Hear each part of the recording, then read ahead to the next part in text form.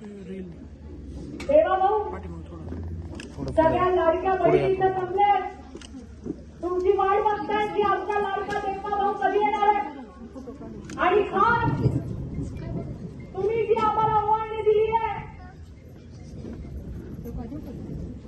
त्या लाडक्या बहिणींचा लाडका देवा भाऊ हे गाणं या गाण्याचा शुभारंभ आपल्या हस्ते या ठिकाणी होतोय। मी श्वेताच्या व्यक्तीला विनंती करीन की त्या गाण्याचा शुभारंभ आपण आपल्या लाडक्या भावाच्या समक्ष त्या ठिकाणी करावा। श्वेताताई चालीने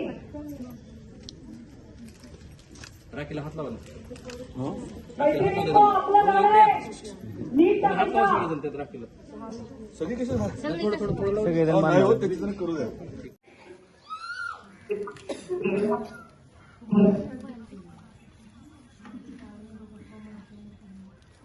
नवी मुंबई काही बोला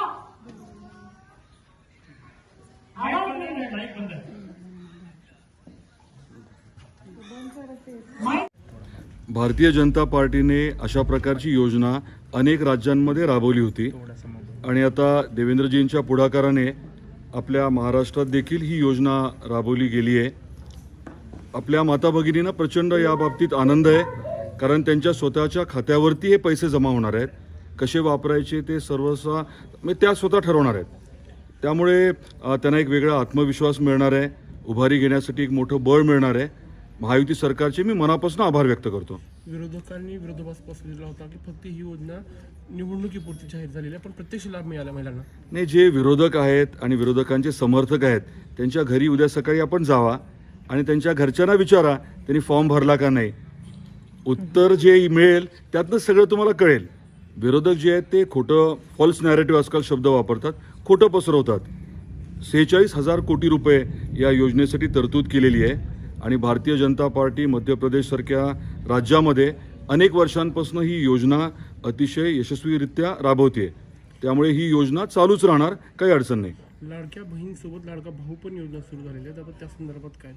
लाडका भाऊ योजनेच्या माध्यमातून प्रत्येक गावात अगदी तलाठ्यांचा बरोबर सेवक, ग्रामसेवकाबरोबर सेवक अशा पद्धतीने मोठ्या प्रमाणात आपल्या मुलांना मुलींना एक संधी उपलब्ध होतीये 6 महिने प्रशिक्षण घेण्याची आणि त्या प्रशिक्षणाच्या नंतर त्यांना रोजगार उपलब्ध व्हावा यासाठी देखील प्रयत्न चाललेत।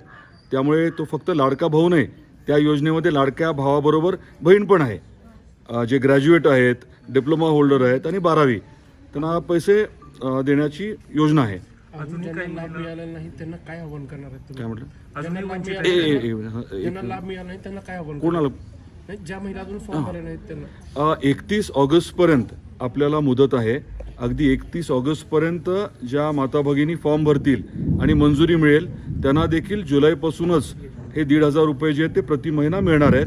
त्यामुळे कृपया कोणी नाराज होऊ नये। आपला फॉर्म भरायचा राहिला असेल, मंजुरीला काही अडचण आली असेल तर आपल्याला अजून 10-12 दिवस आहेत, आपण काळजी करू नका। आपले जे संबंधित अंगणवाडी सेविका आहेत, ग्रामसेवक आहेत, शासकीय अधिकारी यांच्याशी आपण संपर्क साधावा ही विनंती आहे।